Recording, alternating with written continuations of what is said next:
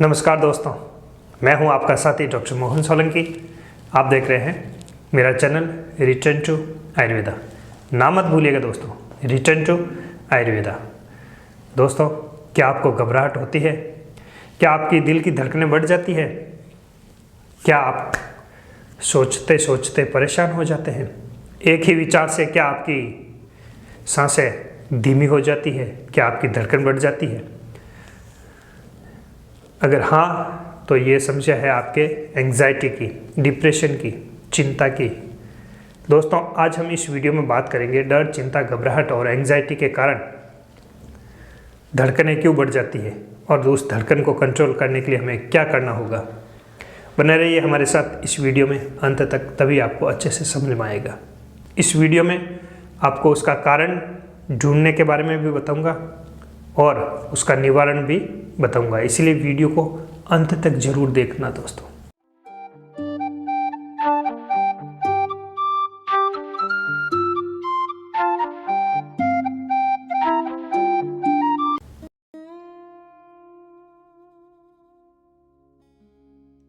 डर, चिंता, घबराहट, एंग्जाइटी होती क्यों है?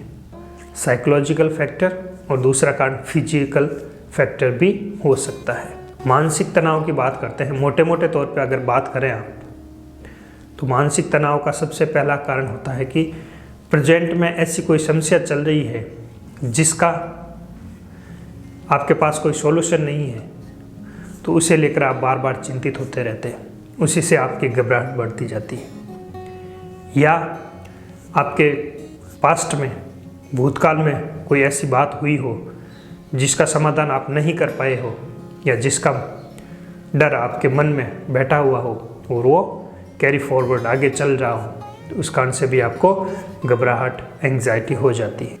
अगला कारण, अगर फ्यूचर में, आने वाले समय में लग रहा है कि मुझे इन समस्याओं का सामना करना है और इनका सॉल्यूशन मेरे पास नहीं है, तो भी आपको घबराहट हो जाती है दोस्तों। तो आपको समझ में आया होगा कि अगर प्रेजेंट में आपकी कोई समस्या चल रही है, अब चाहे स्टूडेंट्स के लिए पढ़ाई से रिलेटेड हो, अनमैरिड के लिए मैरिड लड़की की समस्या हो, या बहुत सारी समस्या ऐसी हो सकती है।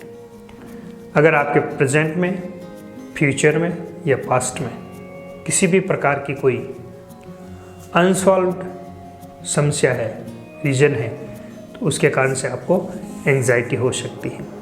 एंग्जाइटी का फिजिकल कारण ढूंढने की कोशिश करते हैं।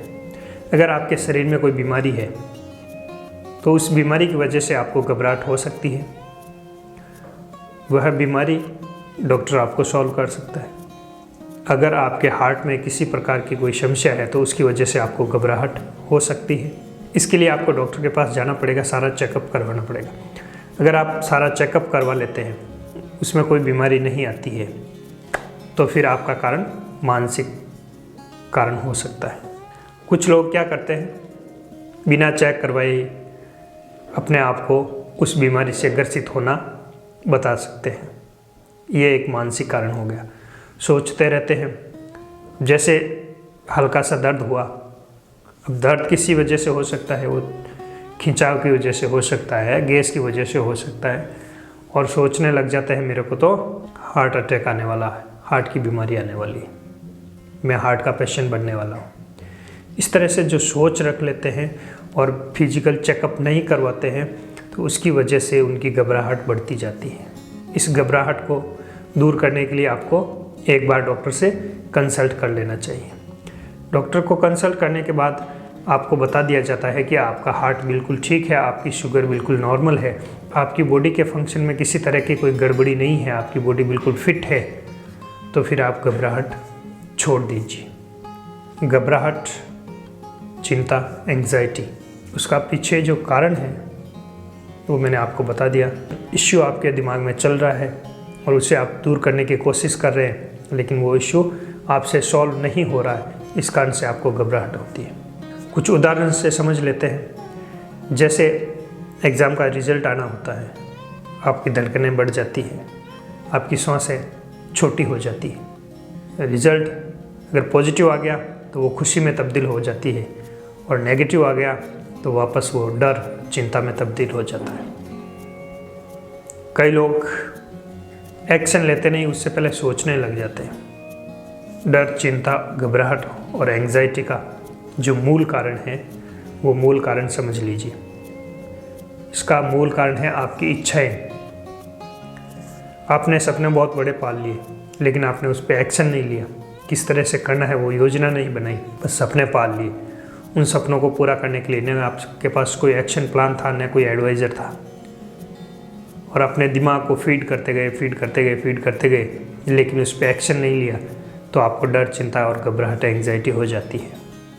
आपको एक्सपेक्टेशन बहुत ज़्यादा हो और आपका एक्शन बहुत छोटा हो, तो आपको वो सक्सेस नहीं मिलती, और वो सक्सेस नहीं मिलती तो आपके दिमाग के अंदर चिंता, घबराहट और डर, एंग्जाइटी पैदा हो जाती है। अब इसे दूर कैसे करना है? ये बहुत सारे कारण हो गए आपकी घबराहट, एंग्जाइटी के। दूर करने के लिए आपको क्या करना पड़ेगा? अब जो सबसे बड़ा कारण होता है, 90% लोगों में यही होता है, मानसिक कारण। और मानसिक कारण को दूर करने के लिए या तो आप मानसिक बीमारियों को ठीक करने वाले डॉक्टर, साइकेट्रिस्ट के पास जाते हैं और वो आपकी समस्याएं सुनते हैं और आपको काफ़ी सारी दवाएं पकड़ा देते हैं। और वो दवाएं क्या करती हैं? आपके उस कारण को हटाए बिना ही जो सिम्टम्स आपके अंदर आ रहे हैं, लक्षण आपके अंदर आ रहे हैं, उनको सप्रेस करते हैं, उनको दबा देते हैं। यही करते हैं। आपका रूट कॉज है उसको दूर नहीं करते। और हम आपको आज बताने जा रहे हैं कि इस रूट कॉज को कैसे दूर करना है।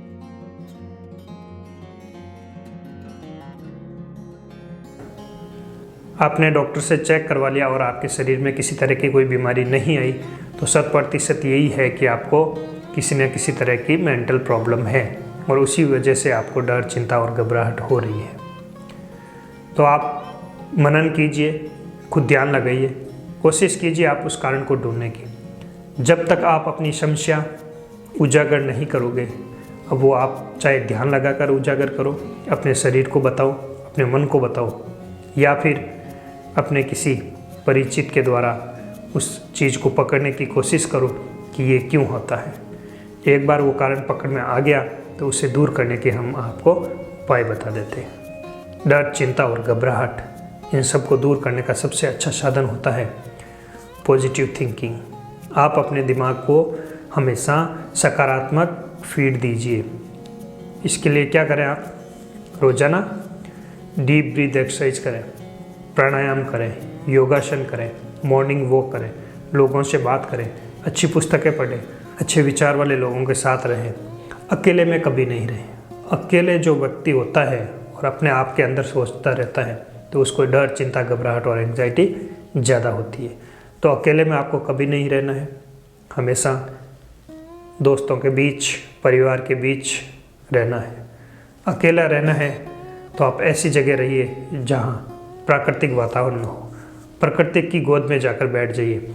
अच्छा पार्क हो, अच्छा हिल स्टेशन हो, पहाड़ी इलाका हो, शांत वातावरण हो, शुद्ध हवा आती हो, मंदिर, मस्जिद, गुरुद्वारा हो, ऐसी जगह पर जाकर आप मनन कीजिए जिससे आपकी समस्या का हल हो सकता है। उस जगह पर आप जाकर बैठ जाते हैं तो आपको पॉजिटिव एनर्जी मिलनी शुरू हो जाएगी। प्रकृति की गोद में जाकर बैठ जाते हैं तो आपको पॉजिटिव एनर्जी मिलनी शुरू हो जाएगी।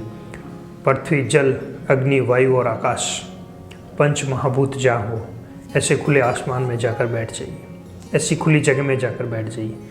फिर कीजिए आप डीप ब्रीथ एक्सरसाइज, करिए योगा, करिए प्राणायाम, दीजिए अपने मन को पॉजिटिव थॉट, समस्या दूर हो जाएगी। दोस्तों, अगर आपको डर, चिंता, घबराहट और एंग्जाइटी की वजह से पैनिक अटैक आता है, अगर आपको इस तरह से हो कि अचानक आपको घबराहट होने लगे, आपकी धड़कनें तेज हो, आपकी सांसें छोटी होने लगे, ऐसा लगे कि अब तो हार्ट अटैक आने वाला है, अब तो मौत आने वाली है, उस समय आपको क्या करना है?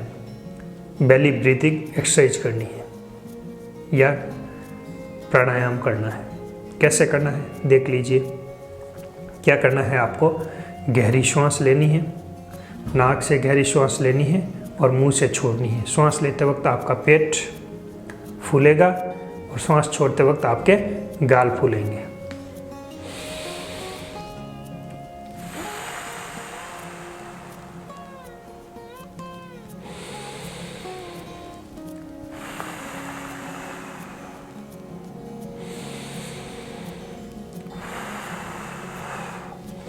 ऐसा आपको 5 मिनट के लिए करना है। इससे होगा क्या? इससे आपके ब्रेन को, आपके दिमाग को ऑक्सीजन की सप्लाई अच्छी जाएगी। ऑक्सीजन की सप्लाई अच्छी जाएगी तो आपका दिमाग में पॉजिटिव थॉट्स आने लगेंगे, आप अच्छा सोचने लगेंगे, आपको अच्छा फील होने लग जाएगा। करिए आप डीप ब्रीथ एक्सरसाइज और इससे आपकी सारी डर, चिंता, घबराहट, एंग्जाइटी दूर हो जाएगी। अगर आप इसे रूटीन में ले लेते हैं, डीप ब्रीथ एक्सरसाइज को रूटीन में ले लेते हैं, तो आपकी जो समस्या है वो हमेशा के लिए दूर हो जाएगी और आने वाले समय में, फ्यूचर में आप लाइफ स्टाइल से जुड़े रोगों से आप बच पाएंगे, जैसे hypertension, diabetes, heart attack, lungs disease आदि से आप बच पाएंगे। तो शुरू कीजिए आज से ये और आप अपनी चिंता, डर और घबराहट को हटा दीजिए। इस वीडियो में इतना ही दोस्तों। अगले वीडियो में फिर हाजिर होंगे एक नई जानकारी के साथ, नए टॉपिक के साथ। तब तक के लिए जय हिंद, जय आयुर्वेदा।